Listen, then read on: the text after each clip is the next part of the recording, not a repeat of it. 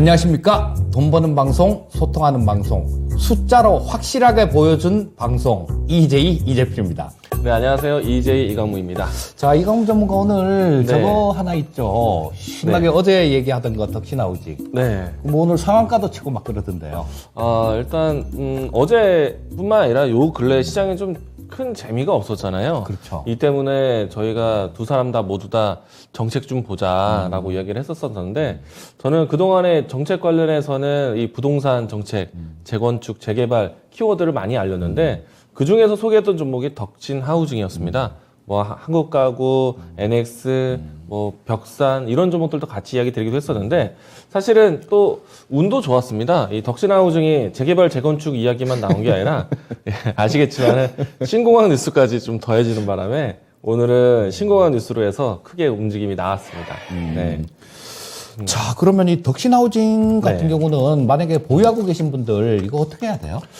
일단 제가 이 종목에 대한 지정했었던 목표 가격이요. 주가 차트를 보시게 되면은 오늘 이제 큰 움직임이 나왔는데, 과거 차트까지 같이 보시게 되면은 지난해 연중 고점 위치 가격대가 3,400원, 3,500원 전후였습니다. 이 때문에 이 구간, 그러니까 제가 사실은 요럴 때 움직임 때 포착을 했었던 거였거든요. 그래서 이 구간을 오면은 차익 실현 1차적으로 보자라고 이야기했었는데, 오늘은 1차적으로 차익 실현을 좀 챙기는 날이기도 했었죠. 그런데 만약에 아직 들고 계시다, 그리고 또 저 역시도 사실 방송을 통해서 절반 매도 이야기를 건네드리기도 했었는데, 나머지 물량은 아직 저는 더 들고 있습니다. 왜냐면은 제가 의도했던 거는 재건축, 재개발, 부동산 정책에 대한 추이기 때문에 저는 이 종목이 오늘 고점을 좀 확인하긴 했지만은, 추가적으로 했을 때는 계속해서 좀 우상향적인 모습들, 사실 건설 기자재 종목들이 올해 같은 경우에는 실적을 전환할 수 있는 중요한 정책들이 많이 나올 거라 보고 있습니다. 그래서 남은 일부의 물량들은 조금 더 들고 가봐도 좋겠다.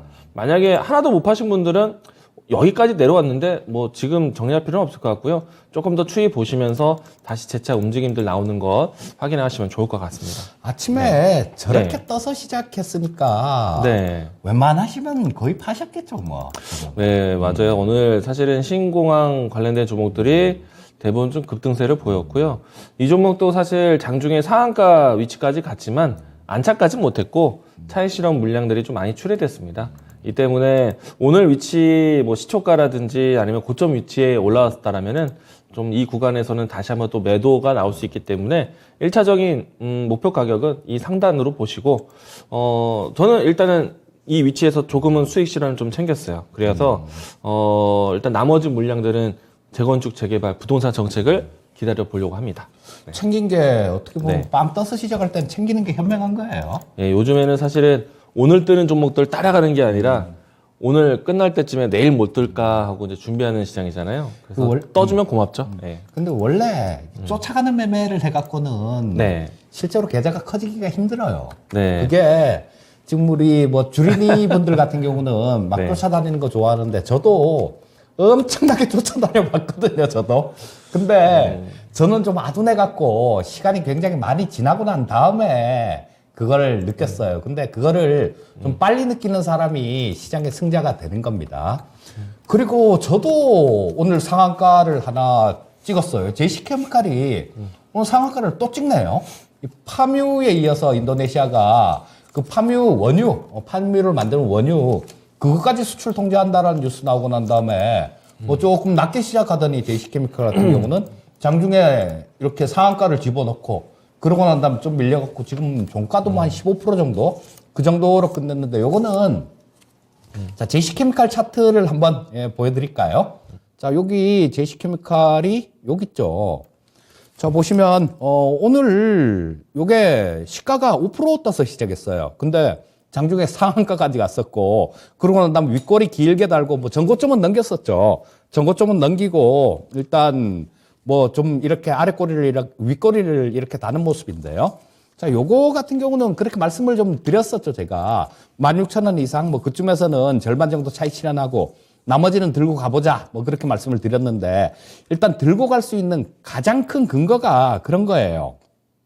이게 지금 시가총액이 지금 오늘 종가 기준으로 3,300억 정도 되거든요. 근데 이게 올해 영업이익인 500억 훨씬 넘게 날 거예요.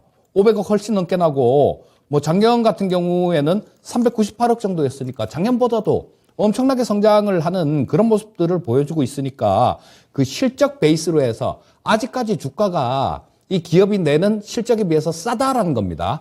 그러니까 한 70% 정도 수익 난 거 절반 정도 챙기고 절반은 좀 쭉 들고 가보는 거죠. 자, 그렇게 대응을 하시면 좋을 것 같고요. 자, 이관부 전문가 시장은 어떻게 보세요? 일단 오늘 전반적으로 오늘 우리 증시가 오랜만에 미증시보다는 좀 보폭이 좀 좋았던 것 같고요. 물론 이제 코스피와 코스닥의 온도 차이가 좀 있었습니다. 코스피보다는 코스닥이 좀 지지부진한 모습 보여주기도 했었는데, 코스피도 사실은 전반적인 종목의 분위기는 크진 않았었어요. 그렇죠. 그러니까 전체적으로 시장을 이끌어왔던 거는 대형주 섹터였다라고 볼 수 있겠고, 그리고 미증시에서도 이제 시선에 대한 이동이 나오고 있지 않습니까? 우리 증시에서도 실적이 좋아지는 종목들로 해서 시선을 좀 집중하다 보니까 대형 기업들에 대한, 대형 IT 기업들에 대한 실적 방어로 해서 오늘 전반적인 지수를 좀 이끌었다라고 생각이 되고요. 근데 아직까지는 불안한 요인들이 있습니다. 왜냐하면은 우리 시장의 적극적인 수급이 좀 부재하다 보니까, 특히나 환율에 대한 이 환경이라면은, 아직까지는 아주 손 놓고 볼 수 있는 그런 시장은 아니다라고 생각이 되고요. 그렇다고 해서 좀 저는 계속 강조드렸지만은, 아주 비관적으로 보는 때도 아니다라고 생각합니다. 오늘 대형주가 먼저 지수를 챙겼다라면은 지수가 안정되는 모습들을 확인하게 된 다음에는 이제는 종목 중심으로 이제 갈 수 있기 때문에 저는 상당히 오늘 괜찮은 시장이었다라고 생각을 합니다. 자, 그리고 이 시장 자체가 그렇습니다.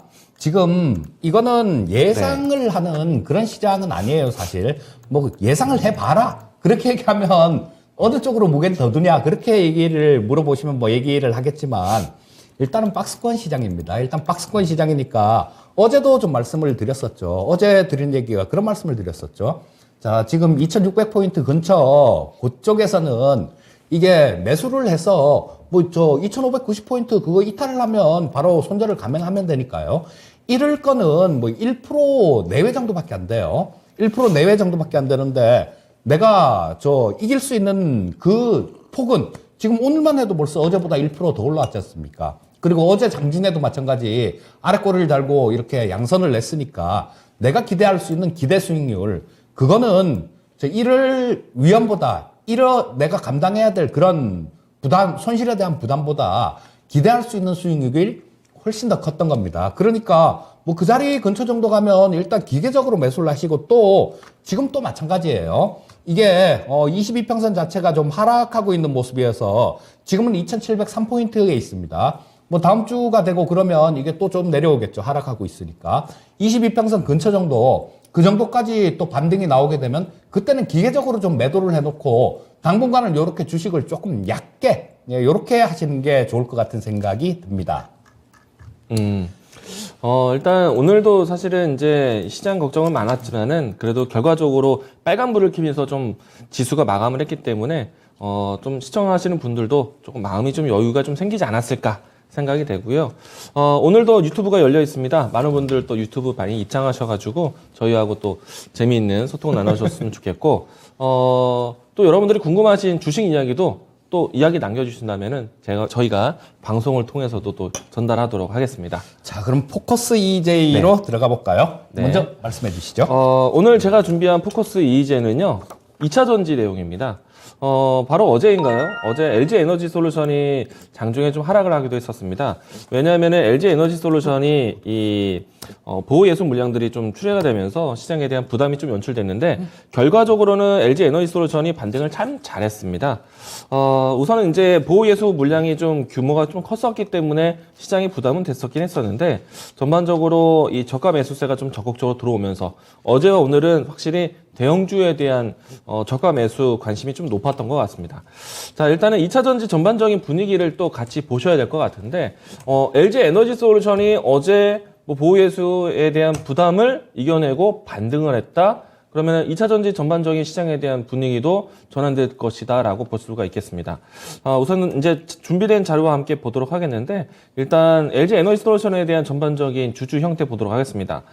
이제 곧 남은 것은요. 이제 6개월 차 돼서 최대 주주 물량들 그러니까 LG 화학 지주 물량들이 좀 이제 남게 됐는데 사실 LG 화학에서는 지분을 풀면은 오히려 시장에서는 반길 수 있을 것 같습니다.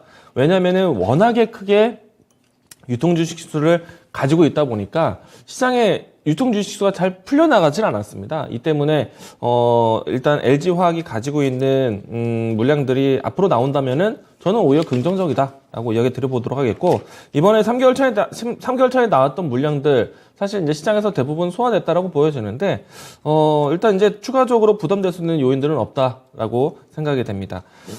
우선 이제 LG 에너지 솔루션에 대한 이 보호해손 물량에 대한 리스크는 이젠 지나갔다라고 생각이 되고요. 본격적인 이제 실적에 대한 관점으로 봐야 되는데 사실 LG 에너지 솔루션 캐파 증설을 아주 공격적으로 하고 있습니다. 그리고 사실은 상장 이전까지 해서 상당한 현금을 많이 지출을 했어요. 뭐 예를 들어서 리콜 사태라든지 이런 부분들 때문에 지출을 많이 했는데 상장된 이후부터 해서는 점차 실적이 개선되는 모습들을 계속 보여주지 않을까 생각을 하고 있고요. 다만 이제 상장이 되고 난 다음에 이제 첫 실적 발표의 시간인데 사실 전체적인 시장에 대한 규모보다 영업이익률에 대한 포인트가 상당히 좋았었습니다. 그렇기 때문에 예상됐던 시장에 대한 컨센보다는 높게 나왔다라고 생각이 되고요.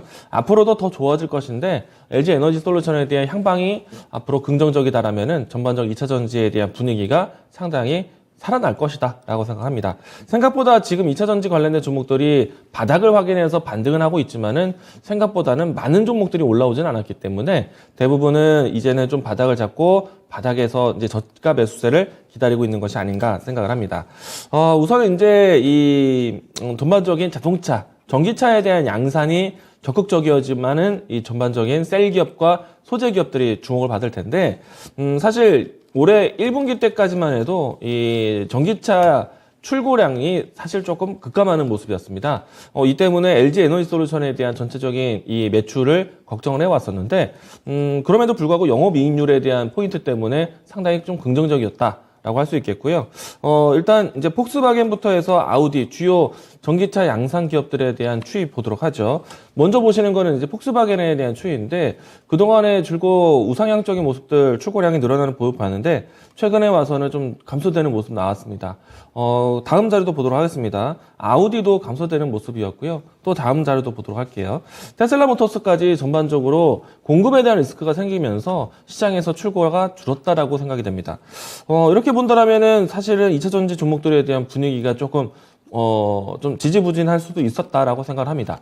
그런데 생각보다는요, 현대차, 기아차에 대한 출고는 상당히 좀 긍정적이었고, 물론 이제 전체적인 내연기관에 대한 차량이 좀 부진했기 때문에 현대차, 기아차에 대한 전체적인 출고량은 사실 저조합니다. 그런데 워낙에 우리나라 기업들 같은 경우에는 환율적인 시장은 리스크였지만은 이들 기업들 같은 경우는 혜택이었기 때문에 2차 전지라든지 전기차를 만드는 기업뿐만 아니라 내연기관 만드는 자동차 부품, 자동차 섹터들이 모두 다 실적을 선방을 했습니다.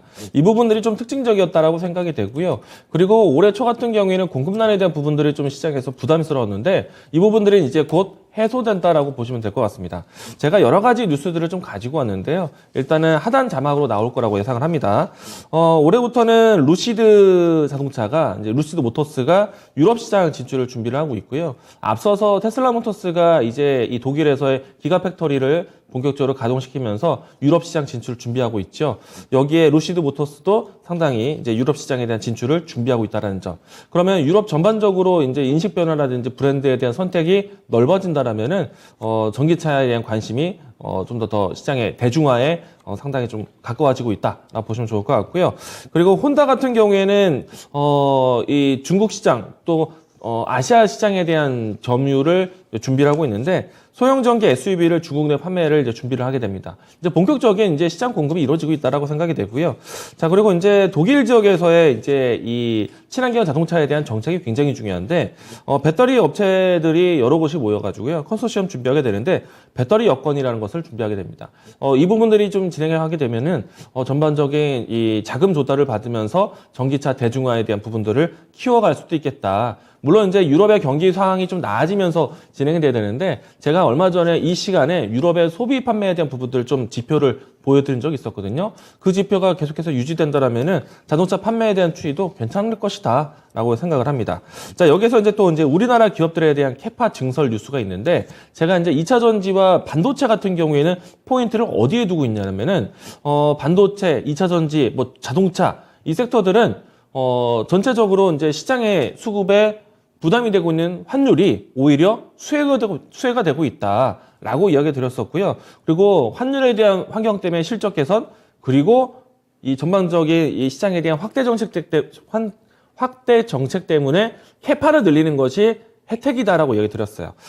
일단 우리나라 같은 경우에는 뭐 포스코 케미칼, 포스코 그룹주들이 아주 적극적으로 준비를 하고 있는데, 포스코 케미칼 같은 경우에는 30년 이 양극재 연간 생산에 대한 양을 높이는 상향 계획을 내놓았습니다. 그러면은 앞으로 이제 적극적으로 소재 공급에 대해서 준비를 하겠다는 뜻이고요. 지금은 소재가 자동차 판매를 따라가기 힘들 정도로 소재 공급이 상당히 시급한 때에 있습니다.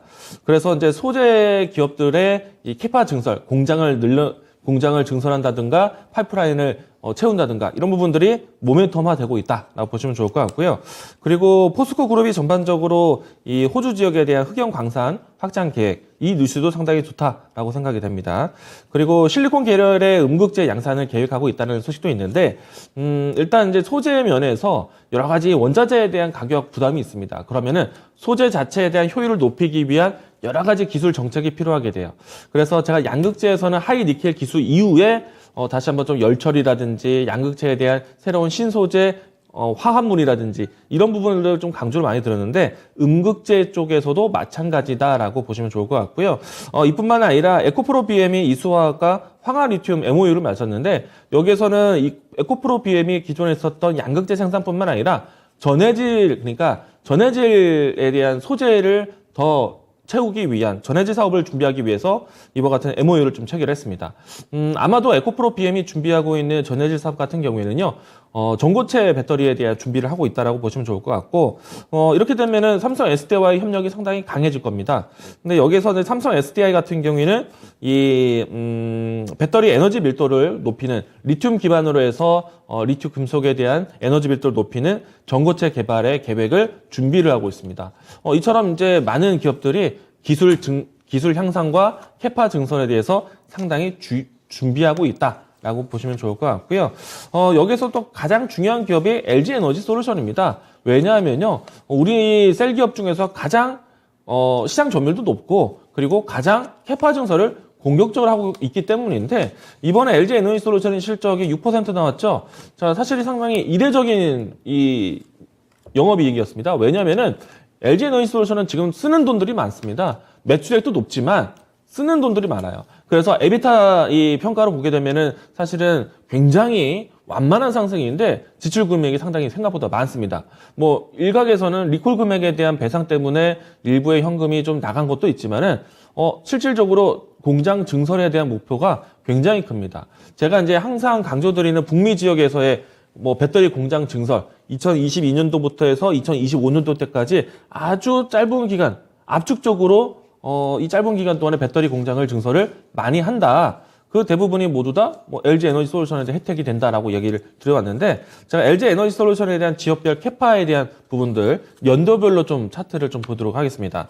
자료화면 보시게 되면은 지금 이 시기가 사실은 캐파가 이제부터 늘리는 시점입니다. 그러면은 캐파가 모두 다 늘려가는 때가 2025년도. 그러면 그때부터 해서 본격적으로 영업이익률이 굉장히 높아질 거예요.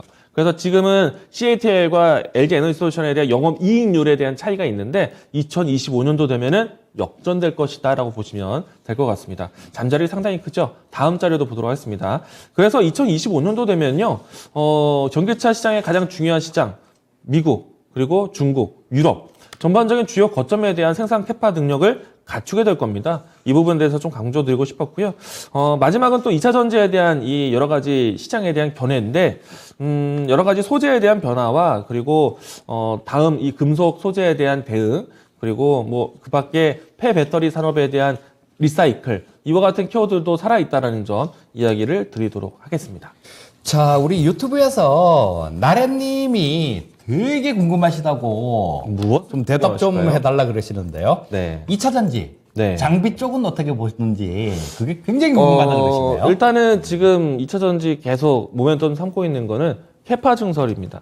그러니까 캐파 증설 모멘텀을 가지고 있는데, 그러면 그 말 자체는 공장을 짓고 그 안에 공장에 장비를 또 채우겠죠. 그렇기 때문에 장비 기업들도 당연히 좋게 보셔야 되겠고, 가장 큰 혜택이 되는 거는 전기차의 대중화, 그러면 배터리에 대한 양산, 여기에 소재 기업들에 대한 역할이 굉장히 클 거라고 봅니다.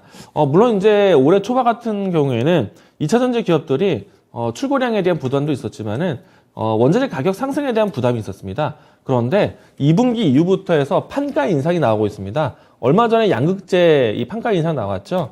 그 밖에 소재 기업들, 비금속 소재 부분 안에서도 판가 인상이 나올 거로 보고 있기 때문에 자연스럽게 2분기 이후 하반기 때에는 상당히 실적 전환에 상당히 유리한 산업이 될 것이다라고 예상이 됩니다. 그렇기 때문에 캐파 증설에 대한 내용들까지 더해지는 뭐 장비 기업들도 상당히 좋겠다라고 얘기 드리겠습니다.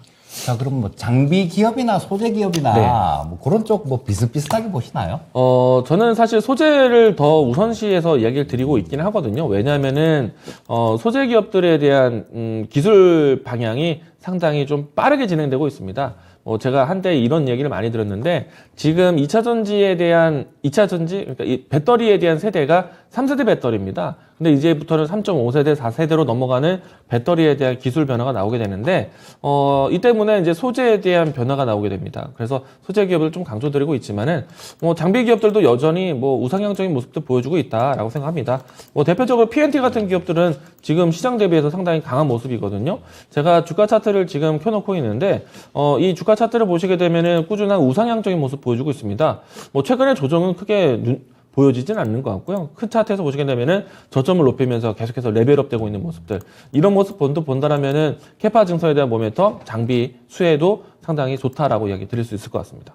그리고 지금 뭐 저쪽 2차 전지 업체들 같은 경우가 그 원가가 예전에 뭐 다른 것들 이 대기업에다가 완성차 업체나 뭐 이런 데 납품할 때는 그 원가를 이렇게 좀 고려를 안 해줬었는데 지금 뭐 이 2차 전지 같은 경우는 완성차 업체들이 그런 것들을 좀 이 원가 비례해 갖고 납품가를 조정하도록 뭐 이렇게 해주는 그런 모습이라서 아마 그런 쪽 같은 경우는 좀 이 원재료, 원자재 부담감들 이런 것들은 아마 가격이 그렇게 좀 올라도 전에처럼 뭐 그렇게 크지는 않을 것 같아요.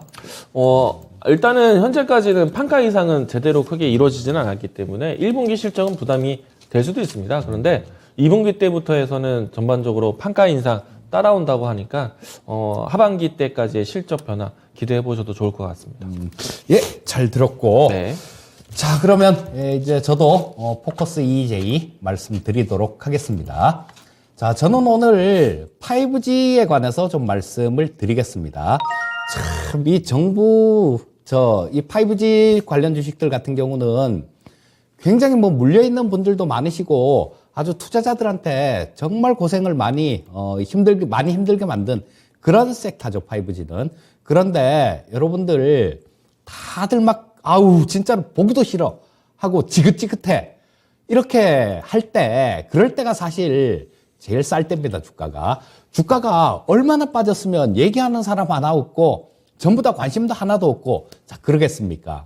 자, 그런데 지금 오늘 뭐 그런 뉴스가 하나 제가 뉴스 검색을 좀 많이 하는데요. 특히 요즘은 인수위 관련해갖고 인수위에서 뭘 한다 그러면 이게 주가에 좀 그 바로 반영이 될 때도 있고 좀 일정 부분 시간을 좀 두고 반영이 될 때도 있고 그런 형태로 움직이는데 어쨌거나 주가가 반응하는 경우가 많기 때문에 인수위에서 지금 5G 관련해갖고 그 좀 투자 확대에 대한 의지를 좀 보였습니다. 자, 5G 기반으로 그 지하철 있죠, 우리. 저 지하철에서 와이파이 보면 되게 사람들 좀 많으면 안 터지고 막 그러잖아요. 근데 또 뭐 그런 부분들 되게 답답한 부분들이 있는데 이 지하철에다가 와이파이를 5G 기반의 와이파이를 구축한다랍니다. 그리고 이 요금제도 좀 다양화시키고 뭐 그런 거를 통해서 지금 뭐 5G 이쪽 섹터 이쪽에 대해서 좀 투자를 좀 이렇게 많이 좀 늘리려는 그런 모습이에요. 그리고 전체적으로 이 광케이블 쪽도 마찬가지로 이 새로 짓는 건물, 신축 건물들 이런 쪽에는 광케이블로 전환하는 것을 의무화하겠다라는 얘기를 했습니다. 통신 속도를 좀 이렇게 많이 빠르게 하겠다라는 그런 얘기가 되겠죠. 그리고 이 광케이블로 전환을 전면적으로 시행하겠다 이런 얘기를 했어요. 자, 그리고 지금 뭐 이런 것들 5G 관련해 갖고 인수위에서도 저런 걸 보여주고요. 근데 그 다음에 그림을 좀 보게 되면 SK텔레콤 실적이 나올 텐데요. 실적이 참 좋죠. SK텔레콤이 실적이 참 좋습니다. 근데 저거 왜 저렇게 좋을까요? 통신사들이 다들 실적이 좋은데 그런 겁니다. 투자를 안 했어요. 투자를 안 해갖고 지금 뭐 실적 부분들은 우리 휴대폰 바꿀 경우에는 다들 그런 걸로 바꾸지 않습니까? 5G로 바꾸잖아요. 이제 LTE폰 나오나요? 안 나올 것 같아요. 근데 전부 다 요금제는 5G로 내는데 심심하면 이렇게 좀 LTE로 넘어가고 아직까지도 그런 게 많죠. 그래서 코로나 때문에 투자가 덜 됐기 때문에 통신사들 실적이 저렇게 잘 나온 겁니다. 자, 그래서 뭐 이런 부분들이 아마 당선인 쪽, 그러니까 인수위 쪽에서도 이런 부분들을 충분히 인지하고 있을 거예요. 그렇기 때문에 이런 것들 인수위 쪽에서는 5G를 적극적으로 투자하겠다라는 뭐 그런 얘기를 하고 있는 겁니다. 뭐 그 일환으로 광케이블 같은 거 뭐 전면화하고 그다음에 신규 건물에다가 이 광케이블 설치는 의무화하고 뭐 그런 내용들이 있는 거예요. 자, 그리고 또 중요한 게 하나 있죠. 미국하고 그 유럽 쪽에 5G 인프라가 구축이 지금 본격적으로 이루어질 것 같아요. 자, 저기 바이든 대통령이 1조 달러 인프라 투자 법안에다가 작년 11월 달에 서명을 했죠. 서명을 했는데요. 거기에 5G 관련되는 뭐 그런 내용들이 들어 있습니다. 뭐 다른 것들, 뭐 신재생 에너지 같은 것들, 이런 것들은 따로 떼냈는데 저거는 5G나 뭐 인프라 투자 같은 경우는 민주당이나 공화당, 뭐 이 양당에서 전부 다 좀 좋아하는 거, 합의하는 거, 그런 부분들만 추려갖고 한 거기 때문에. 근데 거기 5G가 들어가 있기 때문에 뭐 이런 부분들은 미국 쪽에서도 계속해서 굉장히 좀 투자가 많이 이렇게 이어질 걸로 그렇게 봅니다. 유럽도 마찬가지. 지금 뭐 지하철이나 뭐 이런데 저 5G를 전격적으로 이렇게 개통을 하고 있는 그런 상황이고요. 자, 근데 투자가 굉장히 좀 안 된 게 그런 부분들입니다. 작년 말 기준으로 이 5G 기지국수가요. 19만 8,832개가 있어요. 작년 말 기준입니다. 그런데 이게 수도권에 40%가 집중이 돼 있거든요. 저기 40%가 집중이니까 뭐 어디 뭐 저 강원도 태백 같은데 가끔 가다 가보면 그쪽에는 5G 안 돼요. 그냥 LTE만 이렇게 되는데요. 자, 이게 40%가 수도권에 집중돼 있는데 이거를 전면화하겠다는 얘기입니다. 전면화하겠다는 얘기예요. 전국망으로 이렇게 만들겠다라는 얘기입니다. 통신사 입장에서는 좀 안 좋겠죠. 자, 뭐 저쪽에 저 지방 쪽에 그런 데는 땅덩어리가 넓으니까 많이 설치를 해야 될 거 아닙니까? 그런데 그만큼 사람이 적으니까 요금은 덜 나오는 데예요. 자, 저 그림에 보시게 되면 2020년도에 저렇게 투자할 예정이었습니다. 원래 투자를 뭐 2019년도에 계획하기를 2조 7천억을 투자를 하려고 했는데요. 2020년 상반기 내용이에요. 근데 이거를 50% 이상 이렇게 확 늘려서 4조를 투자한다라고 그렇게 했었습니다. 근데 2020년도에 코로나가 왔잖아요. 3월 달에 코로나 팬데믹이 와서 뭐 이거 투자하고 뭐고 거의 못했습니다. 거의 못했고 뭐 그 전에 2019년도에 통신 3사가 투자한 게 저 세 개를 다 합쳐보면 한 8조 8천억 정도 돼요. 근데 원래 2020년도에는 뭐 좀 서둘렀으면 저거보다 더 많이 투자가 됐을 텐데 그런데 그거를 팬데믹 때문에 투자를 못했습니다. 그리고 여기서 가장 중요한 핵심은 수도권에 저게 40%가 집중이 돼 있다는 얘기예요. 근데 이거 전국망을 깔려면 지금까지 통신 장비들 같은 경우는 이 수도권에 깐 것보다 훨씬 더 많이 그렇게 들어가야 됩니다. 자, 그래서 이 코로나 때문에 뭐 저런 부분들이 있었으니까 이런 것들은 지금 올해 이제는 뭐 실외에서도 밖에서도 마스크를 벗게 해준다라고 뭐 내일 발표를 한다 그러죠. 그런 부분들이 있기 때문에 투자가 아마 올해는 본격적으로 진행이 될 가능성이 많습니다. 그렇다면 이 5G 관련주들은 관심을 가져야 되겠죠. 인수위에서도 관심을 갖겠답니다. 자, 종목을 한번 살펴보게 되면요. 첫 번째 종목은 이노와이어리스인데요. 이거 참 정말로 제가 좋아했던 종목이죠. 2017년도에 8,000원부터 시작해갖고 아주 거품을 그렇게 물었었는데 뭐 아마 아직도 토마토 TV 이렇게 오래 보신 분들 같은 경우는 기억하실 거예요. 자, 근데 이 이노와이어리스 같은 경우는 무선망 최적화 솔루션을 하는 회사입니다. 그리고 스몰셀, 핀토셀 이런 걸 만들죠. 시험 장비 그리고 소형 장비들 뭐 이런 걸 얘기하는 겁니다. 스몰셀, 핑토셀 이런 걸 만드는 회사인데 자, 이게 5G 같은 경우는 이 고주파로 가면 갈수록 그렇습니다. 이 전파 이게 굉장히 좀 많은 양을 빠른 시간에 이렇게 전송을 할 수 있는데요. 길게 많이 가지를 못합니다. 길이가 짧아요. 전송할 수 있는. 그렇기 때문에 뭐 저런 것들을 소형 중계기나 이런 것들을 굉장히 많이 달아야 됩니다. 자, 근데 뭐 거기 관련해 갖고는 이 이노와이어리스도 좀 관련이 이렇게 스몰셀이나 핑토셀 같은 것들 이런 것들은 상당히 좀 관련이 많이 되니까요. 아마 적어도 이제는 실적 부분들이 조금 좋아지지 않을까 싶은 그런 생각이 들고요. 자, 두 번째 종목은 대한광통신을 볼 텐데 자, 이거는 뭐 그렇게 아주 썩 뭐 좋습니다. 뭐 이렇게 추천해 드리긴 조금 그렇습니다. 왜냐하면 지금 3년째 적자가 나고 있어요. 작년에도 275억을 적자를 냈습니다. 근데 뭐 아까 그런 얘기가 있었죠. 인수위 쪽에서 뭐 광케이블 전면화를 하겠다. 그다음 새로 짓는 건물 여기는 광케이블 설치를 의무화하겠다라는 얘기를 했는데요. 지금 250만 호 주택만 해도 그 짓지 않습니까?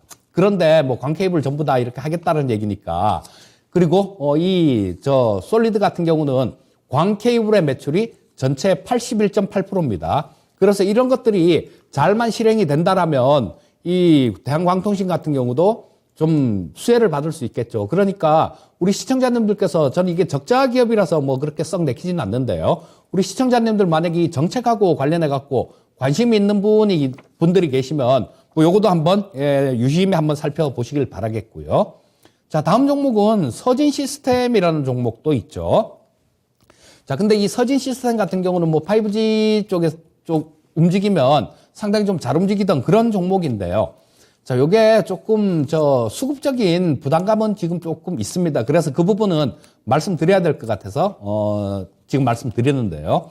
4월 13일 날 무상증자 100%를 권리락을 했어요. 그러니까 권리락 되고 난 다음에 지금 5월 4일 날 상장 예정이에요. 100%니까 지금 현재 있는 주식만큼 추가로 더 상장이 된다라는 얘기입니다. 그래서 뭐 이런 부분들은 무상증자 물량이 상장이 되게 되면 이거 팔고 다른 데로 가자 뭐 이런 물량도 생길 수도 있고요. 그렇기 때문에 물량을 조금 소화하는 과정들 뭐 이런 것들을 조금 거쳐야 될 것 같으니까 뭐 그 부분 물량 소화되는 과정을 봐가면서 시청자님들은 노려보셔도 좋을 것 같습니다. 일단 요 근래 와서 이제 5G에 대한 관심도 조금씩 이제 전해지고 있는 것 같은데, 이번에 인수위를 통해서 또 5G 요금제라든지 또 보급에 대한 내용들을 꺼내왔기 때문에 5G에 대한 관심도 새롭게 살아나지 않을까 생각을 해봅니다. 사실, 5G 대표적인 종목들 보면은 KMW나 오이솔루션이 과거에 큰 종목이었잖아요. KMW는 중계기를 만드는 회사인데요. 그래서 제일 먼저 움직였던 거고, 요것도 순서가 있죠. 5G 같은 경우도. 뭐 이렇게 하려고 그러면 5G 서비스를 하려면 중계기를 먼저 달아야 되잖아요. 그러니까 중계기가 먼저 기지국 기지국을 먼저 이렇게 세워야 되니까 그러니까 뭐 그런 것들이 먼저 움직인 거고 KMW 같은 것들이 먼저 움직인 거고 그러고 난 다음 기지국 사이에 중계기들 요렇게 달아야 되니까 뭐 중계기 같은 쪽들 이렇게 움직인 거고 그다음에 뭐 그래서 뭐 이렇게 진행이 돼가면서 차츰 이렇게 움직인 거죠. 순환배가 돌아가면서.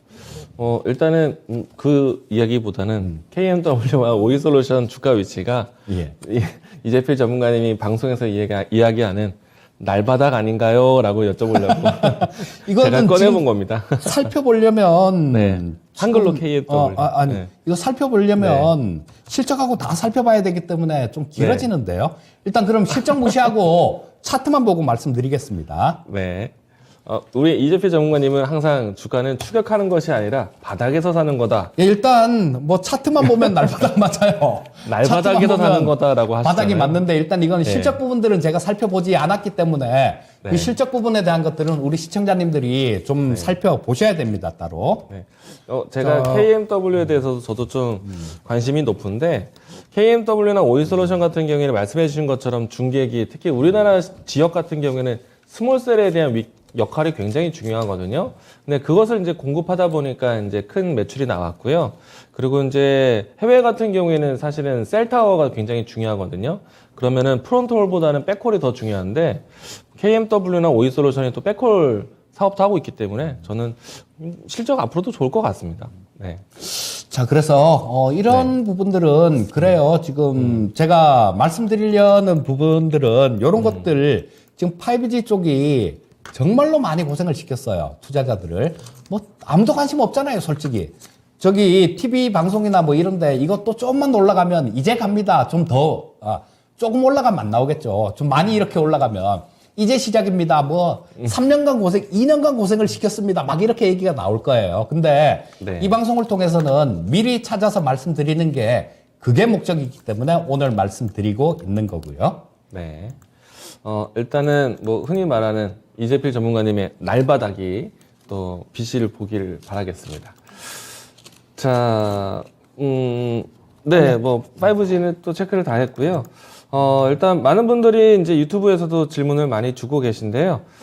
이재필 전문가님을 통해서 또 뭐였죠? 예, 우리 종묘, 아시아 종묘 수익을 봤다라는 또 시청자분의 댓글도 있었고요. 그리고 또 아모레지 같이 오늘 화장품 종목들이 상당히 강했었거든요. 제가 열흘 전쯤에 아모레지를 또 소개했었는데 많은 분들이 실질적으로 EJ를 통해서 종목 접근하고 계신 것 같습니다. 모두 다 또 큰 수익이 발생하시기를 또 응원하도록 하겠습니다. 저희가 또 추천을 곧잘 하고 있는 것 같습니다. 네. 그러면은 저희가 이제 또 바로 추천주 시간으로 준비해 보도록 하겠습니다. 자, 추천주 EJ.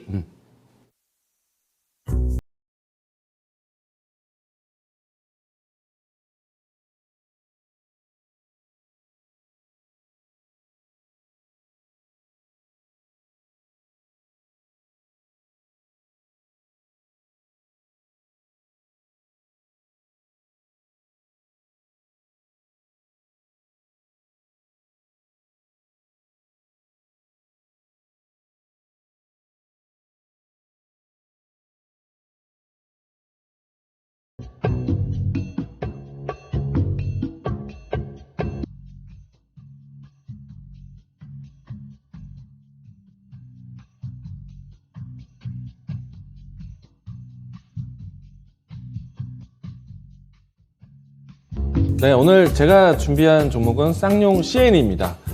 우리가 이제 쌍용 양회로 여러분들 많이 기억하고 계시는 종목입니다. 시멘트 관련된 종목이고요. 최근에 와서 제가 건축 기자재 종목들을 소개를 많이 합니다. 아무래도 시장이 여러 가지 대외적인 변수에 많은 투자자분들의 고민이 많을 때 이럴 때는 좀 빠른 이슈를 찾아가게 되어 있습니다. 그러려면은 가장 빠른 이슈 역할은 정책이 되지 않을까 생각이 되고 있고요. 실질적으로 윤석열 당선인의 취임식을 앞두고 이제 전후로 해서 부동산 정책에 대한 기대감이 살아날 것으로 예상하고 있습니다. 이미 얼마 전에 이 1기 신도시에 대한 재개발에 대해서 변함이 없다라고 다시 한번 또 강한 목소리를 내비쳤기 때문에 재개발, 재건축에 대한 관점으로 부동산 관련된 종목들 보자라고 이야기 드리겠고요. 재개발, 재건축, 리모델링 이와 같은 키워드가 진행이 되면서 공급을 중점을 두고 있기 때문에 아무래도 정비 산업에 대해서는 건설주도 좋지만 실질적으로 건축 기자재에 대한 혜택이 상당히 클 것으로 예상을 하고 있습니다. 앞서서 제가 이 덕신 하우징에 대한 수익을 좀 만들었을 때도 부동산 정책에 대한 기대감으로 접근을 했었거든요. 물론 이제 신공항에 대한 뉴스가 더해져서 큰 움직임이 나오기도 했지만은, 한국가구, NX, 덕신하우징, 벽산, 대림비엔코, 고려시멘트, 쌍용 CNE까지 해서 건축 기자재를 계속해서 종목 추천을 해드리고 있습니다. 오늘은 쌍용 CNE인데요. 시멘트 관련된 종목들은 최근에 이 러시아발 리스크로 인해서 유연탄 공급 난에 빠져 있었습니다. 이 때문에 유연탄 가격에 대한 상승이 결국에 시멘트 가격 상승으로 이어질 것이다 라고 보고 있고요. 그리고 유연탄에 대한 공급난이 상당히 심각하다 보니까 봄 때부터 진행되는 건설 업황에 대한 성수기, 지금 시멘트 재고가 3일 이상을 따라가기가 상당히 어렵다라고 얘기를 하고 있습니다. 지금 보시는 화면 같은 경우에는 시멘트 가격 인상에 대한 시장에 대한 관점이 있고요. 다음 자료도 보도록 하겠습니다. 쌍용양해 같은 경우에는 환경산업에 대한 관심을 상당히 높이 보고 있는 종목 중에 하나인데요. 기존에 있었던 이 시멘트 사업뿐만 아니라 당연히 시멘트 가격에 판가 인상이 나온다라면 실적 개선이 상당히 좋아질 것이고요. 그뿐만이 아니라 이 폐기물 처리 업체를 인수를 통해서요, 연간 150만 톤 처리 능력을 확보했다라는 이야기 때문에 환경산업에 대한 실적 전환도 상당히 기대를 하고 있습니다. 어떻게 보면 쌍용 양회, 쌍용 CNE에 대한 체질이 좀 다양해지고 있다라고 보시면 좋을 것 같고요. 이로 인해서 실적에 대한 변화, 또 시장이 많이 힘들 때는 자산주에 대한 관점으로도 쌍용 CNE에 대한 접근이 괜찮다라고 이야기 드리도록 하겠습니다. 자, 그러면 이 종목에 대한 주가 차트 보면서 종목 설명하도록 하겠는데요. 쌍용 CNE 같은 경우에는 최근에 지수 대비해서는 가격 지지를 참 잘하고 있습니다. 물론 이제 이 가격대가 지금 한 달 반 이상 지속되고 있어서 답답한 구간처럼 보일 수 있는데, 이 구간이 큰 차트로 보시게 되면은 박스권이 그려지고 있는 상단에 대한 위치입니다. 지금은 이 상단에 대한 위치에서 2달 가까이, 한 달 반 이상을 진행하고 있다라면은 충분히 상단 돌파에 대한 기대감을 키우고 있다라고 보시면 좋을 것 같고요. 시기적으로 봤을 때 부동산 정책에 대한 기대감, 재개발, 재건축에 대한 목소리가 나올 수 있기 때문에 상당히 좀 기대가 되는 시점이다라고 이야기 드리겠고요. 이 종목에 대한 접근은 방송으로 시초가 접근 이야기 드리겠는데, 시청자분들 같은 경우에는 박스권의 중턱 8,000원 라인대까지 분할 접근하셔도 괜찮다라고 이야기 드리겠습니다. 이 종목에 대한 목표 가격은요, 1차적으로 했을 때 지난 연중 고점이었던 8,680원은 넘어갈 것으로 보고 있고요. 가격적으로 본다면은 만원 선에 가까운 9,990원 설정하도록 하겠습니다. 그리고 손절 라인 때는 7,400원 제시하도록 하겠습니다.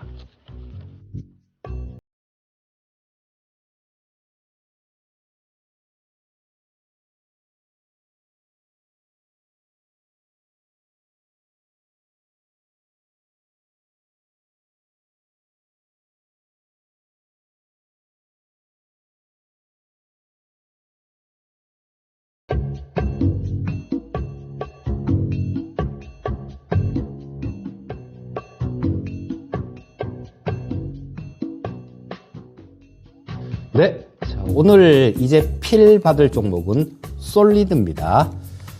자, 이 솔리드는 그 인빌딩 중계기라는 거를 주로 만드는 기업인데요. 자, 뭐 화면에 솔리드가 하는 일이 아마 좀 나올 것 같아요. 자, 저기 보시게 되면 화면에 그림이 안 나오나요, 지금? 안 나오네요. 그냥 말씀드리도록 하겠습니다. 자, 지금 나오네요. 자, 저기에 보게 되면 건물 위에, 가장 좌측 위에, 건물 위에 뭐 안테나 같은 게 이렇게 하나가 달렸죠. 자, 저게 인빌딩 중계기입니다. 근데 왜 저게 필요하냐 하면, 이 5G 전파 같은 경우는 고주파의 경우에는 벽을 뚫고 가거나 뭐 그런 게 안 됩니다. 그래서 지금 뭐 우리 여기 이토마토 건물만 하더라도 지금 뭐 현재 상태에서 밖에 나가면 5G가 잡혀요. 근데 건물 안에서는 LTE로 뜹니다. 자, 왜냐하면 이 전파가 들어오질 못해서 그래요. 근데 저 인빌딩 중계기가 있으면 이 실내에서도 5G로 연결이 됩니다. 그래서 상당히 중요한 그런 부분들이에요. 자, 근데 저 중계기 매출이 중계기가 이 솔리드 같은 경우는 매출액 한 75% 정도 그 정도를 차지합니다. 그리고 지금 현재 이 5G 실내 중계기가 얼마나 좀 이게 없냐 하면요. 지금 전체에 한 6% 정도밖에 없습니다. 6% 정도밖에 설치가 돼 있지 않아서 이게 LTE의 경우에는 한 33% 정도가 설치돼 있어요. 자, 그렇기 때문에 이런 것들 5G 관련해 갖고 이 인빌딩 중계기 같은 경우는 지금 앞으로도 지금 얼마 설치 안 됐기 때문에 상당히 설치될 부분들이 굉장히 좀 많습니다. 그리고 5G가 두 가지 대역이 있어요. 3.5기가 대역이 있고요. 28기가 대역이 있습니다. 근데 지금 뭐 3.5기가 대역, 지금 우리가 설치하고 쓰고 있는 것들, 이런 것들이 전부 다 3.5기가 대역입니다. 근데 28기가 대역으로 가면 지금보다 훨씬 빠르겠죠. 정말 빠를 겁니다. 그래서 진정한 5G다라고 얘기를 하면 이거는 3.5기가 대역이 아니라 이 3.5기가 대역은 뭐 한 4.5G? 뭐 그쯤으로 보시면 될 거고요. 28기가 대역이 진정한 5G 영역이다라고 볼 수 있습니다. 그리고 이 솔리드는 전에 2018년도죠. 2018년도에 KT하고 같이 28기가 대역의 소형 중계기를 개발 완료했습니다. 이게 아까도 좀 말씀드렸듯이 주파수가 높아지면 높아질수록 갈 수 있는 거리가 짧아져요. 갈 수 있는 거리가 짧아지기 때문에 그만큼 많은 중계기들이 필요합니다. 그래서 저런 쪽으로 투자가 된다라면 상당히 많은 그런 수요가 있을 거예요. 그리고 아까 좀 또 말씀을 드렸었는데 미국 쪽은 바이든 대통령이 인프라 법안에 서명을 하면서 5G 쪽이 투자가 좀 많이 될 거고요. 지금 유럽 쪽도 본격적으로 투자가 되기 시작합니다. 유럽 쪽도 본격적으로 투자가 되는데 지금 실제로 이 솔리드가 유럽 쪽에 런던에 지하철에 중계기를 공급하기로 그렇게 계약을 어제 계약 체결한 게 있습니다. 그래서 지금 하여튼 이 솔리드 같은 경우는 지금 뭐 우리나라 빼고 국내 빼고 다 좋습니다. 우리나라 국내는 투자가 워낙 안 되니까 아까 그 통신사 실적 보셨지 않습니까? 그게 그만큼 투자가 안 됐다라는 얘기예요. 교체 기임에도 불구하고 이 매출하고 영업이익도 꾸준히 늘어나는 거 보면 그만큼 투자가 안 된 겁니다. 자, 그래서 이런 부분들이 좀 또 미국 쪽도 좀 긍정적으로 그런 모멘텀으로 작용할 수 있을 거고요. 자, 근데 뭐 실적 부분들을 살펴보지 않을 수가 없겠죠. 자, 실적 같이 한번 살펴보도록 하겠습니다. 자, 화면에 보시면 완전히 좀 2019년하고 2020년도에 굉장히 안 좋았죠. 자, 뭐 2019년도에는 35억 정도 적자가 났고 2020년도에는 이때 원래 저는 흑자가 날 줄 알았거든요. 흑자가 날 줄 알았는데 갑자기 그 코로나라는 거 그런 게 터지면서 뭐 거의 저런 것들을 투자를 거의 안 하고 그랬기 때문에 157억이나 적자가 났습니다. 근데 작년 같은 경우도 우리 코로나 때문에 좀 움츠러들어 있었잖아요. 움츠러들어 있었는데 작년 같은 경우는 이제 안 되겠다 싶었는지 조금씩 이렇게 투자가 돼가고 그 다음에 해외 쪽에서 수주들이 빵빵 터지기 시작했습니다. 그래서 작년에는 61억 정도 영업이익이 흑자로 전환했어요. 흑자로 전환했고 올해 1분기 같은 경우는 상당히 좀 더 좋습니다. 작년에 61억 정도가 영업이익이 흑자 났는데요. 올해 같은 경우는 1분기만 46억 정도가 흑자가 났습니다. 영업이익이. 자, 그렇다면 이런 부분들은 올해 연간으로 따져보면 상당히 좀 늘어날 거예요. 그리고 해외 쪽 모멘텀들이 우리나라 쪽 기대를 안 하고 해외 쪽 모멘텀들 이런 것들만 봐서도 그렇게 됐는데 지금 이런 부분들은 우리나라 쪽 뭐 이런 쪽으로도 이렇게 좀 투자가 된다라면 인수위에서 좀 그렇게 강하게 좀 얘기를 하고 있고요. 또 뭐 그런 게 아니더라도 지금 이제는 코로나가 물러갔기 때문에 본격적으로 투자가 돼야 되는 그런 시기입니다. 그래서 차트를 보면서 또 좀 말씀을 드리겠습니다. 자, 다른 종목들 아까 보셨던 것들 뭐 오이솔루션도 그렇고요. 뭐 KMW도 그렇고 뭐 대부분의 종목들이 다 이렇게 빠진 상태에서 옆으로 이렇게 횡보하는 모습이었죠. 옆으로 이렇게 횡보하는 모습이었는데 자, 요거는 솔리드는 움직이는 모습이 약간은 틀립니다. 다른 종목들이 이렇게 수직으로 이렇게 움직였다라면 지금 솔리드 같은 경우는 그렇지가 않고 좀 더 좋은 모습으로 움직이고 있죠. 자, 보시게 되면 이때 올해 1월 달에 바닥을 찍었습니다. 5,480원 바닥을 찍었네요. 그리고 1차 상승이 나왔다가 계속해서 지금 저점 부분들을 높이고 있다는 얘기입니다. 자, 여기서 저점 찍고 저점, 그리고 이 저점보다 이 저점이 좀 더 높은 상태고요. 자, 고점도 마찬가지 여기서 고점 찍고 고점을 높이는 그런 모습이 나오고 있죠. 지금은 이 떨어지고 있는 242평선 뭐 그쪽에서 좀 저항을 받고 있는 모습인데요. 자, 저항을 뚫기 위한 그런 과정이다라고 보시면 좋을 것 같고요.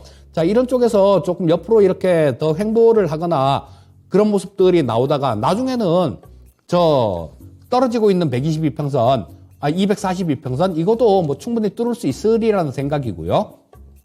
자, 일단 뭐 가격 전략을 말씀드리면 뭐 매수가는 내일 아침 시초가로 하시면 될 것 같고요. 목표가는 일단 8,000원 정도까지 제시해 드리겠고요. 손절가는 5,800원을 제시해 드리겠는데, 자, 요게 뭐 8,000원을 간다고 거기가 스톱이란 얘기는 아닙니다. 우리나라 본격적으로 투자가 되고, 그 다음에 해외 쪽들도, 미국도 지금 러시아하고 전쟁 붙는 것 때문에 정신없을 거예요. 근데 이런 부분들도 조금 잠잠해지면 이 인프라 쪽, 뭐 이런 쪽도 투자가 좀 더 활발해질 겁니다. 그러니까 뭐 일단 8,000원 정도까지 보시고 그때 가서 상황 봐서 좀 더 갖고 가시든가 뭐 어떻게 하든지 그렇게 결정을 하시면 될 것 같습니다. 네, 그동안에 이재필 전문가님의 삘받은 종목들에 대한 성적이 좋아서 많은 분들이 이재필 전문가님의 추천주를 기다렸습니다. 5G에 대한 이야기를 꺼내주셨는데요. 앞으로도 5G 관련된 종목들을 많이 보실 생각이신가요? 그렇죠. 아까 네. 잠깐 얘기를 하다가 그냥 좀 넘어갔는데요. 네. 코이버라는 종목도 있습니다. 토픽은 일단 제가 오늘 코이버라는 종목을 좀 준비했었는데요. 자, 이 코이버 같은 경우는 유무선 통신 장비 뭐 이런 거를 만드는 기업이고요. 광전송 장비의 원천 기술을 보유하고 있는 그런 기업이에요. 자, 그래서 뭐 패킷 전달망, 그리고 광전송 시스템, 그다음에 다중 서비스 지원 플랫폼, 다중 서비스 지원 플랫폼이라는 거 뭐 이런 것들이 지하철역이나 아까 인수위에서 얘기했던 그런데 딱 맞는 그런 부분들이 될 겁니다. 그리고 저 코이버 같은 경우는 계속해서 꾸준하게 좀 실적이 나오는 종목이에요. 자, 그럼에도 불구하고 시가총액은 지금 890억 정도밖에 안 되는 상태인데, 뭐 다른 종목들 같은 경우는 대부분 다 그렇잖아요. 적자 났다가 뭐 흑자 전환하고 막 들쭉날쭉한데, 이 코이버 같은 경우는 재작년에 2020년도에도 32억 정도가 흑자가 났습니다. 그리고 2021년도에도 마찬가지 한 57억 정도가 흑자가 났고요. 그래서 꾸준하게 이렇게 흑자 기조를 유지하고 있는 그런 종목이고, 이 코이버 같은 경우는 2001년도에 아마 이 코스닥 시장에 상장이 됐을 텐데요. 참 오랫동안 봐왔던 그런 종목입니다. 그래서 이 코이버 같은 경우도 좀 기회 잘 봐서 한번 잘 노려보시면 뭐 이런 것들도 좋은 기회가 오지 않을까 싶은 생각이 듭니다. 네, 일단 우리 방송 시간 동안에 미국의 1분기 GDP 예상치 하회에 대한 뉴스가 나왔고요. 그리고 미국 주간 신규 실업수당 청구 건수 또 예상치 부합이 나왔습니다. 이런 지표들과 함께 지금 현재 나오고 있는 기업들에 대한 실적 발표를 좀 보신다면 지수에 대한 방향은 오늘 나스닥, 박스권을 지켜준다라고 봐도 될까요? 자, 일단 뭐 미국 시장 네. 같은 경우는 오늘 같은 경우는 뭐 지금 나스닥 선물이 좀 많이 오르네요. 근데 우리 시장에 영향을 줄 부분들은 오늘 저녁에 진행되는 미국 네. 시장이 아니다라고 봐야 됩니다. 내일 아침에 발표되는 애플의 실적 부분들 뭐 이런 것들이 우리나라 시장에 좀 영향을 줄 수 있으니까 뭐 일단 오늘 같은 경우는 뭐 그렇게 크게 신경을 이렇게 안 써도 될 것 같아요. 만약에 오늘 주가가 이렇게 많이 올랐다고 하더라도 미국 시장 장 끝나고 애플 실적을 발표를 했는데 애플 실적이 안 좋게 나와서 애플이 시간에 많이 빠진다. 그렇게 되면 우리나라 시장은 크게 오르기가 힘들 것 같고요. 그래서 뭐 일단 오늘은 뭐 그렇게 크게 신경을 안 쓰셔도 되지 않을까 싶은 생각이 듭니다. 네, 일단 나스닥 선물이 우리 장이 마치고 나서 2.5%대까지 움직임이 나왔다가 지금은 1.8 정도 수준에 있는 모습인데 나스닥 출발이 상당히 좀 긍정적이기 때문에 내일장 우리 시장에 대한 좀 위험 요소는 좀 줄어들었지 않나 생각이 되고요. 저는 개인적으로 애플의 실적은 괜찮을 거다라고 생각을 하고 있거든요. 예상치에 네. 나오는 것들을 보면 네. 뭐 중국 쪽이 좀 부진했을 것이다. 뭐 이런 예상치도 나오고요. 뭐 그러네요. 생각보다 아이폰 13의 흥행이 굉장히 장기였기 때문에 실적이 좋지 않았을까 생각이 됐는데 중요한 거는 어떤 실적을 내놓아도 시장에 대한 눈높이 컨센이 어디 있는지가 중요한 것 같아요. 컨센은 많이 낮아져 있어요 지금. 이제 많이 낮춰가고 있는 것 같긴 합니다. 왜냐면은 넷플릭스나 구글 같은 경우에는 예상치를 못 맞췄기 때문에 좋은 실적에도 좀 밀리는 모습이었거든요. 그래서 애플도 마찬가지로 컨센을 어디에다 두는지 사실 이제 이번 주 주중 동안에 이 밸류에이션을 좀 하향시켜야 되는 것은 아니냐라는 이야기 많이 나왔기 때문에 시장에 대한 좀 눈높이를 좀 낮추는 과정이 아닐까라는 생각합니다. 그러면은 시장 하방에 대한 좀 여러 가지 경직 사항들을 좀 만들어주지 않을까. 저는 좀 내일도 긍정적으로 생각을 해보려고 합니다. 일단 시장에 대해서는 네. 같은 얘기가 계속 반복이 되는데요.